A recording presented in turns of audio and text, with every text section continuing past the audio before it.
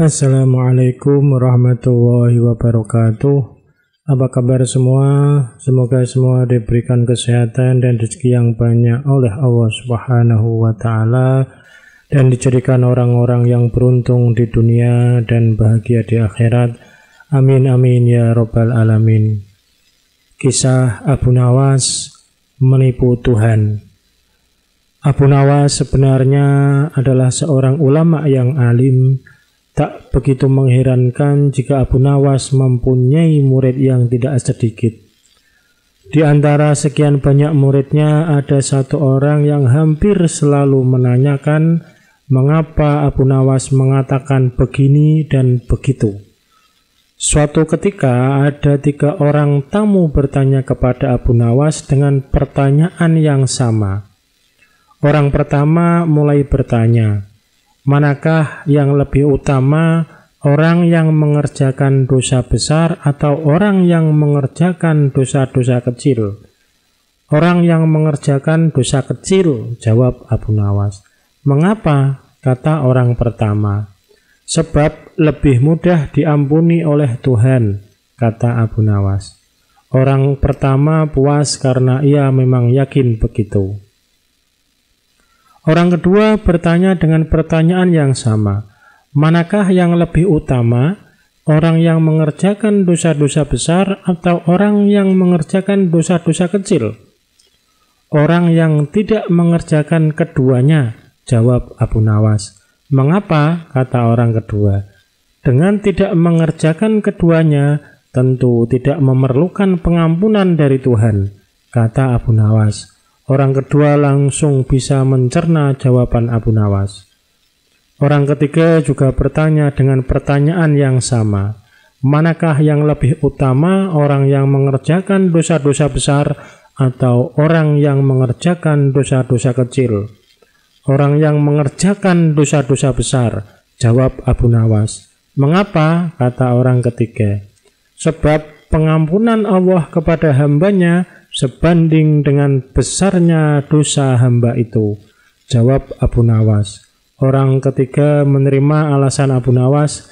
Kemudian ketiga orang itu pulang dengan perasaan puas.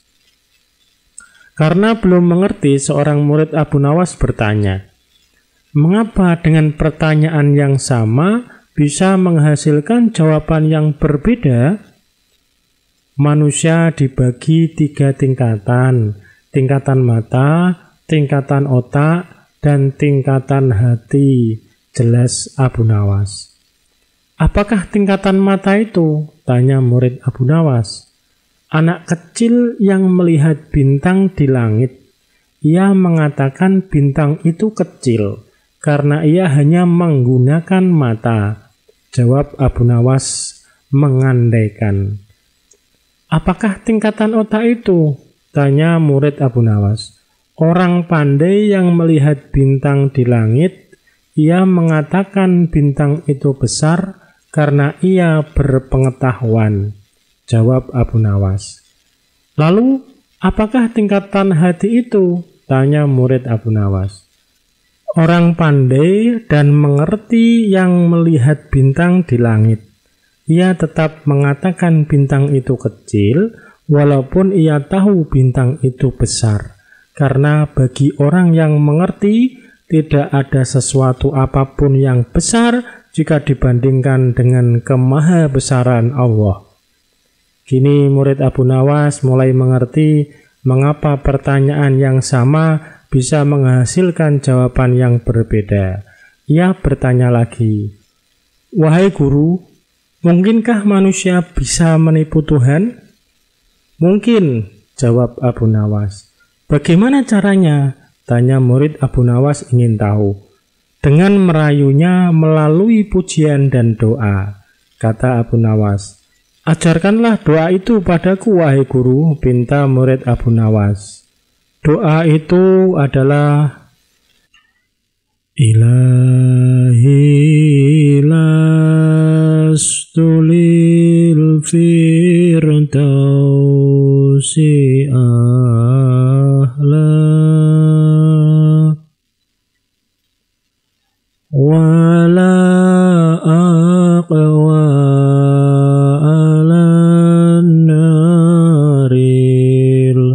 jahimi.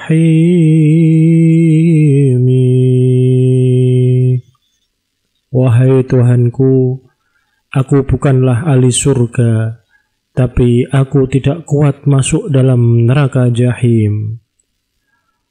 Fahab li taubatan waghfir dunubi,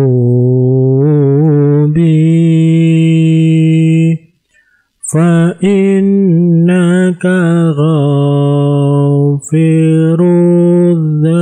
dzambil adzimi.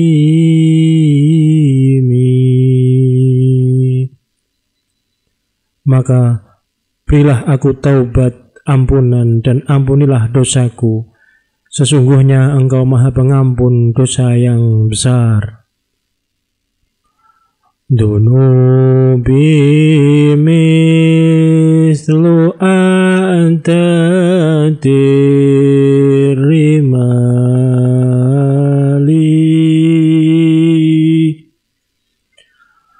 fahab li taubatan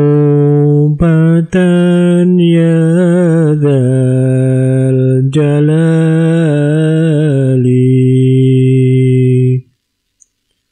Dosaku bagaikan bilangan pasir, maka berilah aku taubat, wahai Tuhanku yang memiliki keagungan. Wa umrina kisu fi kulli yaumin, wa dhanbi zaitun kaifah timali. Umurku ini setiap hari berkurang, sedangkan dosaku selalu bertambah. Bagaimana aku menanggungnya? Ilahi abdukal asi ataka mukirram bidzunubi wa qad ta'aka.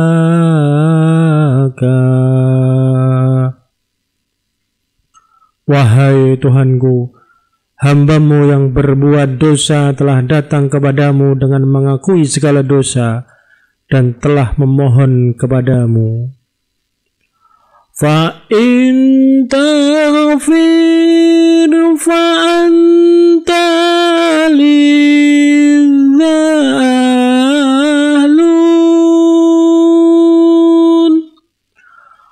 fa in tantarud faman narju siwaka. Maka jika Engkau mengampuni, maka Engkaulah yang berhak mengampuni. Jika Engkau menolak, kepada siapakah lagi aku mengharap selain kepadamu? Kisah selanjutnya, mimpi buruk yang dialami baginda Raja Harun ar-Rasyid tadi malam menyebabkan Abu Nawas diusir dari negeri Baghdad. Abu Nawas tidak berdaya. Bagaimanapun ia harus segera menyingkir meninggalkan negeri Baghdad hanya karena mimpi. Masih jelas terngiang-ngiang kata-kata baginda raja di telinga Abu Nawas. Tadi malam aku bermimpi bertemu dengan seseorang laki-laki tua. Ia mengenakan jubah putih. Ia berkata bahwa negerinya akan ditimpa bencana bila orang yang bernama Abu Nawas masih tetap tinggal di negeri ini. Ia harus diusir dari negeri ini sebab orang itu membawa kesialan. Ia boleh kembali ke negerinya dari diusir tersebut dengan syarat tidak boleh dengan berjalan kaki, berlari, merangkak, melompat-lompat, dan menunggang keledai atau binatang tunggangan yang lain. Dengan bekal yang diperkirakan cukup, Abu Nawas mulai meninggalkan rumah dan istrinya. Istri Abu Nawas hanya bisa mengiringi kepergian suaminya dengan derayan air mata. Sudah 2 hari penuh Abu Nawas mengendarai keledai. Bekal yang dibawanya mulai menipis. Abu Nawas tidak terlalu meresapi pengusiran dirinya dengan kesedihan yang terlalu mendalam. Sebaliknya, Abu Nawas merasa bertambah yakin bahwa Tuhan yang Maha Perkasa akan segera menolong keluar dari kesulitan yang sedang melilit pikirannya. Bukankah tiada seorang teman pun yang lebih baik dari Allah Subhanahu wa Ta'ala dalam saat-saat seperti itu? Setelah beberapa hari Abu Nawas berada di negeri orang, ia mulai diserang rasa rindu yang menyayat-nyayat hatinya yang paling dalam. Rasa rindu itu makin lama makin menderu-deru seperti dinginnya jam harir. Sulit untuk dibendung. Memang tak ada jalan keluar yang lebih baik daripada berpikir. Tetapi dengan akal, apakah ia harus melepaskan diri? Begitu tanya Abu Nawas dalam hati. Apakah aku akan meminta bantuan orang lain dengan cara menggendongku dari negeri ini sampai ke istana Baginda? Tidak. Tidak akan ada seorang pun yang sanggup melakukannya. Aku harus bisa menolong diriku sendiri tanpa melibatkan orang lain. Pada hari ke-19, Abu Nawas menemukan cara lain yang tidak termasuk larangan Baginda Raja Harun ar-Rasyid. Setelah segala sesuatunya dipersiapkan, Abu Nawas berangkat menuju ke negerinya sendiri. Perasaan rindu dan senang menggumpal menjadi satu. Kerinduan yang selama ini melecut-lecut semakin menggila karena Abu Nawas tahu sudah semakin dekat dengan kampung halaman. Mengetahui Abu Nawas bisa pulang kembali, penduduk negeri gembira. Desas-desus tentang kembalinya Abu Nawas segera menyebar secepat bau semerbak bunga yang menyerbu hidung. Kabar kepulangan Abu Nawas juga sampai ke telinga Baginda Harun ar-Rasyid. Baginda juga merasa gembira mendengar berita itu, tetapi dengan alasan yang sama sekali berbeda. Rakyat gembira melihat Abu Nawas pulang kembali karena mereka mencintainya. Sedangkan Baginda Raja gembira mendengar Abu Nawas pulang kembali karena beliau merasa yakin kali ini pasti Abu Nawas tidak akan bisa mengelak dari hukuman.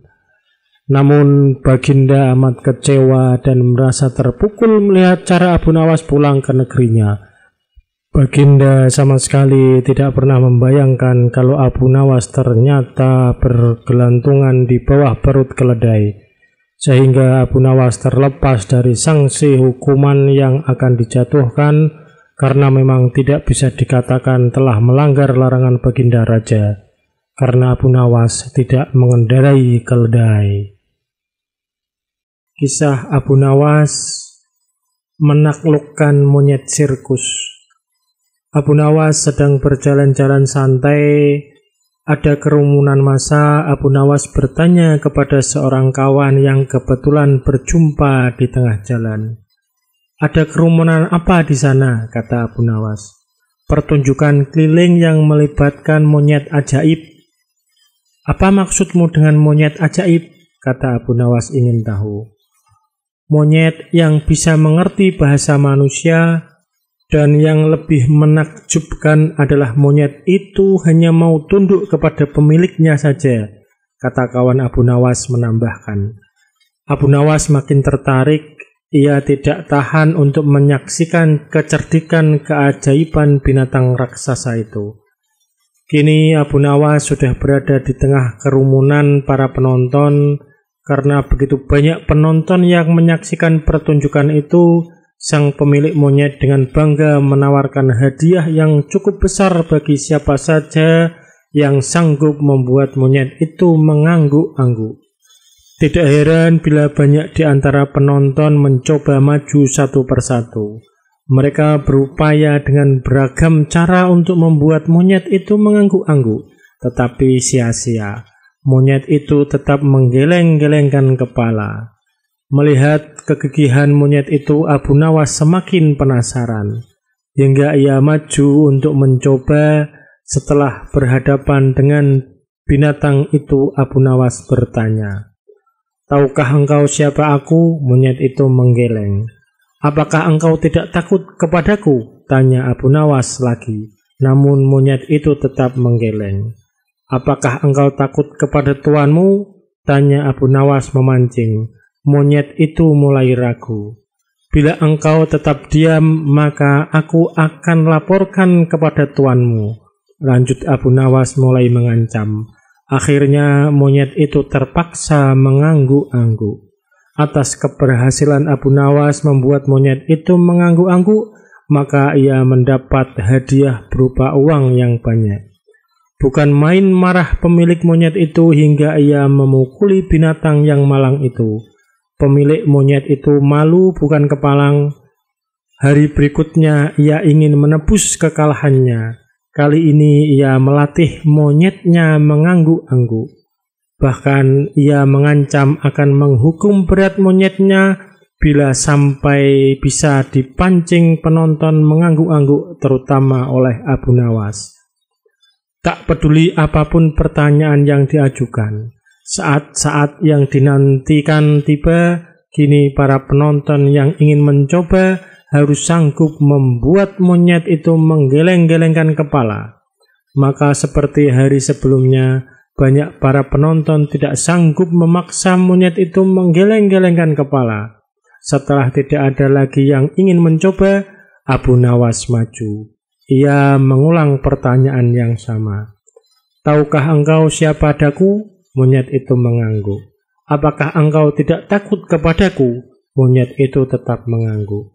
"Apakah engkau tidak takut kepada tuanmu?" pancing Abu Nawas. Monyet itu tetap mengangguk karena binatang itu lebih takut terhadap ancaman tuannya daripada Abu Nawas.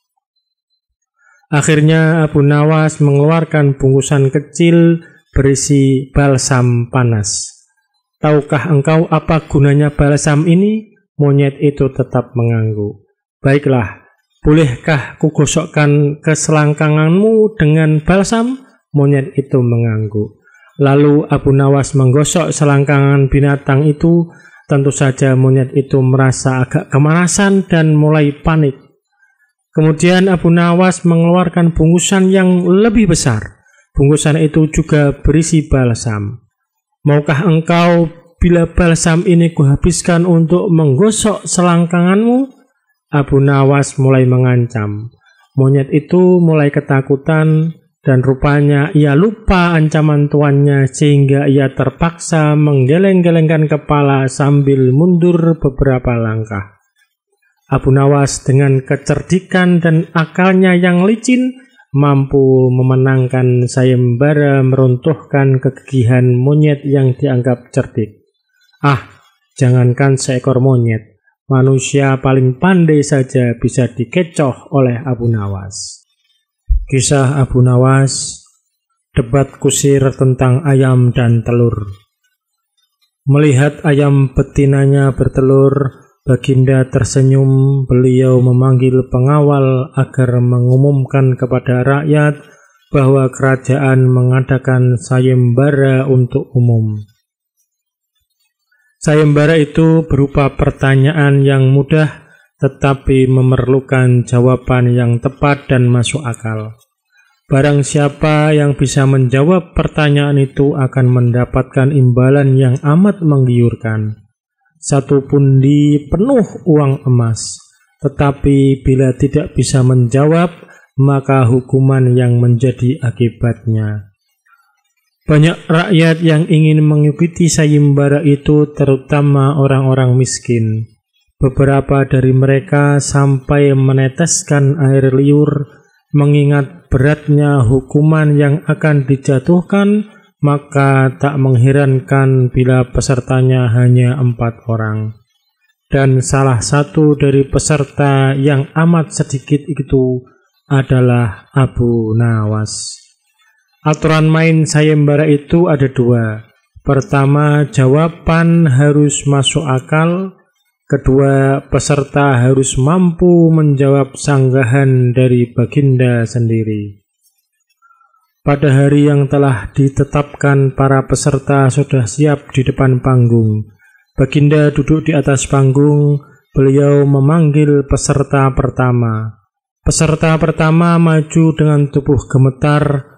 Baginda bertanya, "Manakah yang lebih dahulu, telur atau ayam?" "Telur," jawab peserta pertama. "Apa alasannya?" tanya Baginda. "Bila ayam lebih dahulu, itu tidak mungkin karena ayam berasal dari telur," kata peserta pertama menjelaskan. "Kalau begitu, siapa yang mengerami telur itu?" sanggah Baginda. Peserta pertama pucat pasi, wajahnya mendadak berubah putih seperti kertas. Ia tidak bisa menjawab. Tanpa ampun ia dimasukkan ke dalam penjara. Kemudian peserta kedua maju. Ia berkata, "Paduka yang mulia, sebenarnya telur dan ayam tercipta dalam waktu yang bersamaan." "Bagaimana bisa bersamaan?" tanya Baginda. "Bila ayam lebih dahulu, itu tidak mungkin karena ayam berasal dari telur. Bila telur lebih dahulu, itu juga tidak mungkin karena telur tidak bisa menetas tanpa dierami," kata peserta kedua dengan mantap. "Bukankah ayam betina bisa bertelur tanpa ayam jantan?" sanggah Baginda memojokkan. Peserta kedua bingung, ia pun dijebloskan ke penjara. Lalu giliran peserta ketiga, ia berkata, "Tuanku yang mulia, sebenarnya ayam tercipta lebih dahulu daripada telur." "Sebutkan alasanmu," kata Baginda. "Menurut hamba, yang pertama tercipta adalah ayam betina," kata peserta ketiga meyakinkan.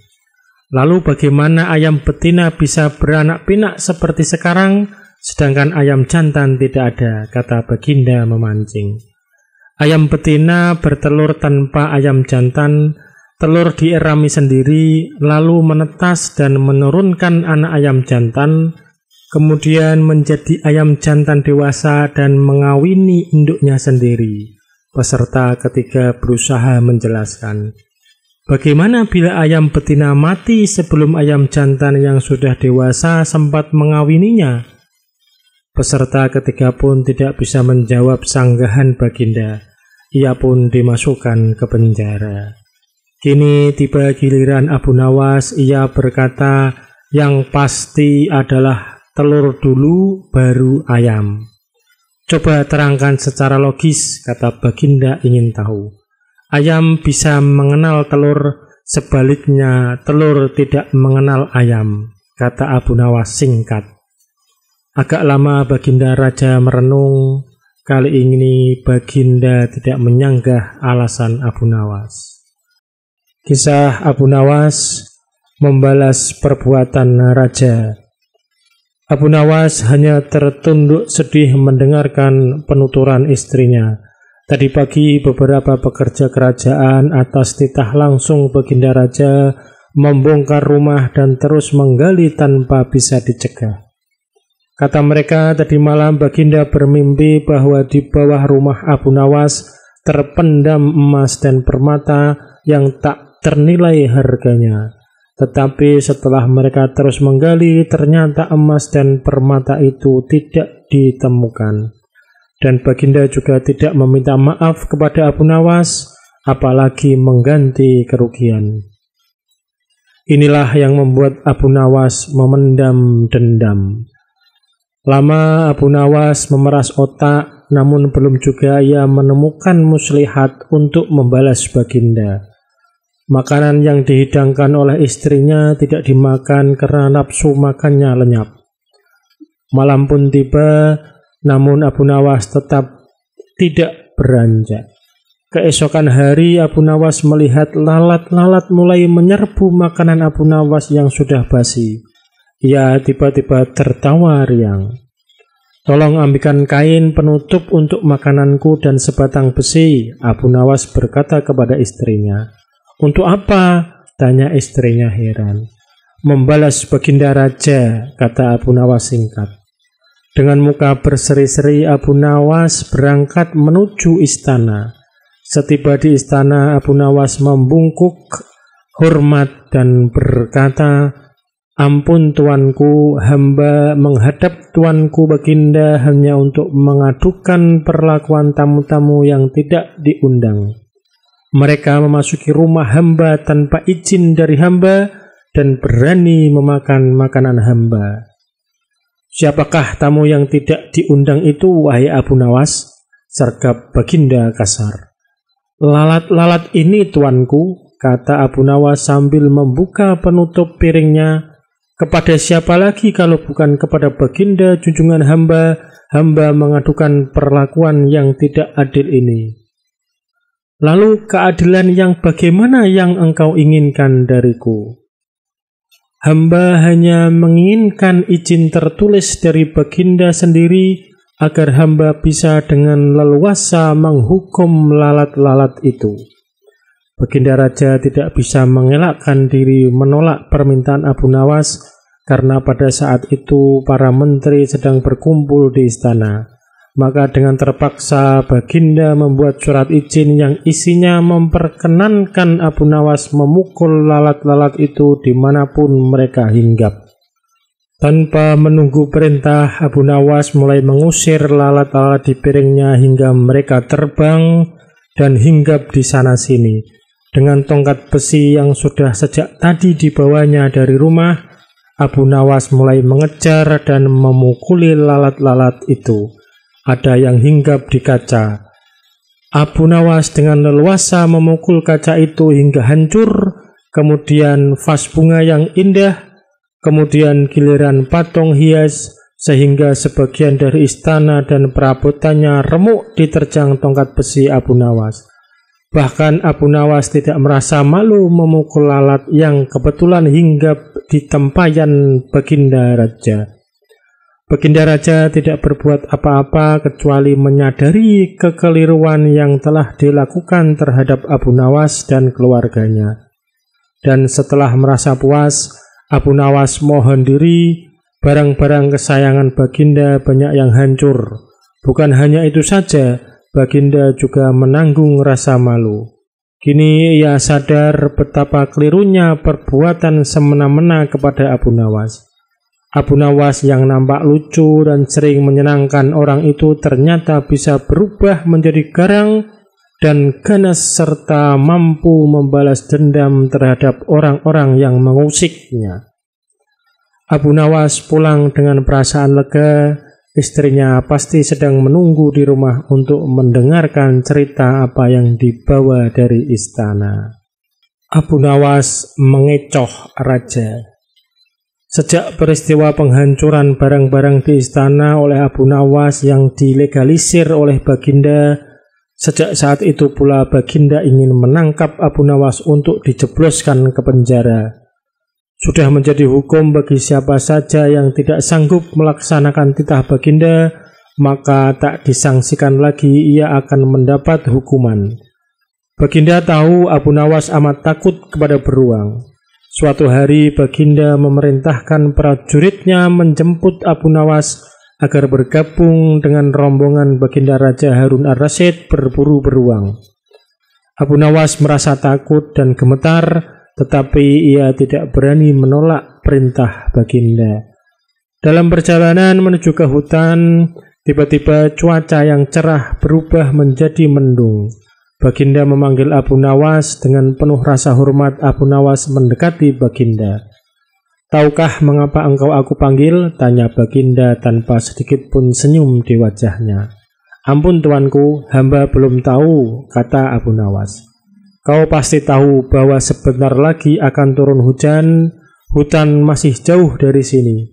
Kau kuberi kuda yang lamban, sedangkan aku dan pengawal-pengawalku akan menunggang kuda yang cepat. Nanti pada waktu santap siang kita berkumpul di tempat peristirahatanku. Bila hujan turun, kita harus menghindari dengan cara kita masing-masing agar pakaian kita tetap kering. Sekarang kita berpencar," Baginda menjelaskan. Kemudian Baginda dan rombongan mulai bergerak. Abu Nawas kini tahu Baginda akan menjebaknya. Ia harus mencari akal, dan ketika Abu Nawas sedang berpikir, tiba-tiba hujan turun.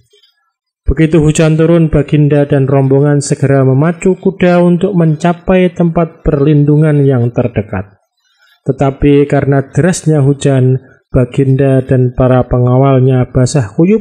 Ketika santap siang, tiba-tiba Baginda segera menuju tempat peristirahatan. Belum sempat baju Baginda dan para pengawalnya kering, Abu Nawas datang dengan menunggang kuda yang lamban. Baginda dan para pengawal terperangah karena baju Abu Nawas tidak basah.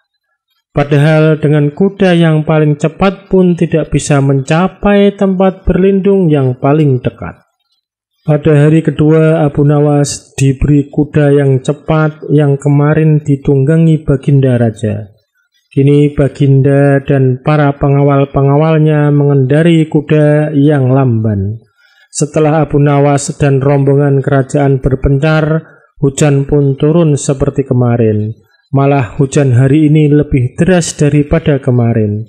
Baginda dan pengawalnya langsung basah kuyup karena kuda yang ditunggangi tidak bisa berlari dengan kencang. Ketika saat bersantap siang tiba, Abu Nawas tiba di tempat peristirahatan lebih dahulu dari Baginda dan pengawalnya. Abu Nawas menunggu Baginda Raja. Selang beberapa saat Baginda dan para pengawalnya tiba dengan pakaian yang basah kuyup. Melihat Abu Nawas dengan pakaian yang tetap kering, Baginda jadi penasaran. Beliau tidak sanggup lagi menahan keingintahuan yang selama ini disembunyikan. Terus terang, bagaimana caranya menghindari hujan, wahai Abu Nawas? Tanya Baginda. Mudah tuanku yang mulia, kata Abu Nawas sambil tersenyum. Sedangkan aku dengan kuda yang cepat tidak sanggup mencapai tempat berteduh terdekat, apalagi dengan kuda yang lamban ini, kata Baginda. Hamba sebenarnya tidak melarikan diri dari hujan, tetapi begitu hujan turun, hamba secepat mungkin melepas pakaian hamba dan segera melipatnya, lalu mendudukinya. Ini hamba lakukan sampai hujan berhenti. Diam-diam Baginda Raja mengakui kecerdikan Abu Nawas. Kisah Abu Nawas. Raja disuruh buat pintu akhirat. Tidak seperti biasa, hari itu Baginda tiba-tiba ingin menyamar menjadi rakyat biasa. Beliau ingin menyaksikan kehidupan di luar istana tanpa sepengetahuan siapapun agar lebih leluasa bergerak. Baginda mulai keluar istana dengan pakaian yang amat sederhana, layaknya seperti rakyat jelata. Di sebuah perkampungan, beliau melihat beberapa orang berkumpul. Setelah Baginda mendekat, ternyata seorang ulama sedang menyampaikan kuliah tentang alam barzah. Tiba-tiba ada orang yang datang dan bergabung di situ. Ia bertanya kepada ulama itu, "Kami menyaksikan orang kafir pada suatu waktu dan mengintip kuburnya, tetapi kami tiada mendengar mereka berteriak dan tidak pula melihat penyiksaan-penyiksaan yang katanya sedang dialaminya. Maka bagaimana cara membenarkan sesuatu yang tidak sesuai dengan yang dilihat mata?" Ulama itu berpikir sejenak, kemudian ia berkata, "Untuk mengetahui yang demikian itu harus dengan panca indera yang lain. Ingatkah kamu dengan orang-orang yang sedang tidur? Dia kadangkala bermimpi dalam tidurnya digigit ular, diganggu, dan sebagainya. Ia juga merasa sakit dan takut ketika itu, bahkan memekik dan keringat bercucuran pada keningnya. Ia merasakan hal semacam itu seperti ketika tidak tidur. Sedangkan engkau yang duduk di dekatnya menyaksikan keadaannya seolah-olah tidak ada apa-apa. Padahal apa yang dilihat serta dialaminya adalah dikelilingi ular-ular. Maka jika masalah mimpi yang remeh saja sudah tidak mampu mata lahir melihatnya, mungkinkah engkau bisa melihat apa yang terjadi di alam barzah? Baginda Raja terkesan dengan penjelasan ulama itu. Baginda masih ikut mendengarkan kuliah itu. Kini ulama itu melanjutkan kuliahnya tentang alam akhirat. Dikatakan bahwa di surga tersedia hal-hal yang amat disukai nafsu, termasuk benda-benda. Salah satu benda-benda itu adalah mahkota yang amat luar biasa indahnya. Tak ada yang lebih indah dari barang-barang di surga, karena barang-barang itu tercipta dari cahaya. Saking indahnya, maka satu mahkota jauh lebih bagus dari dunia dan isinya. Baginda makin terkesan, beliau pulang kembali ke istana. Baginda sudah tidak sabar ingin menguji kemampuan Abu Nawas. Abu Nawas dipanggil.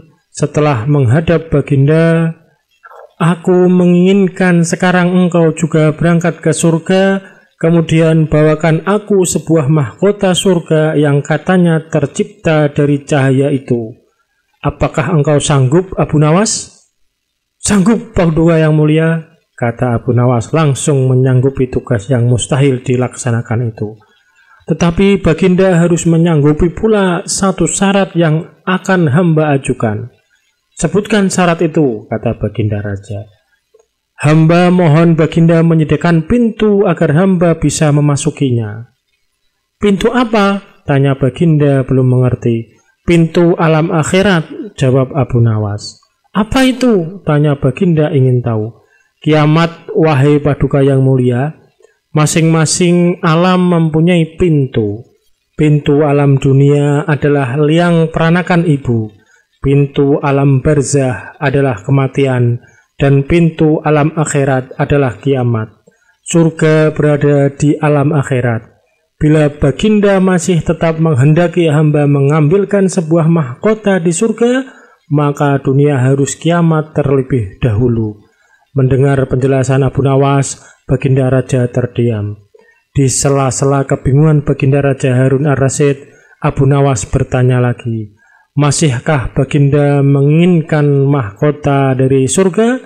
Baginda Raja tidak menjawab. Beliau diam 1000 bahasa.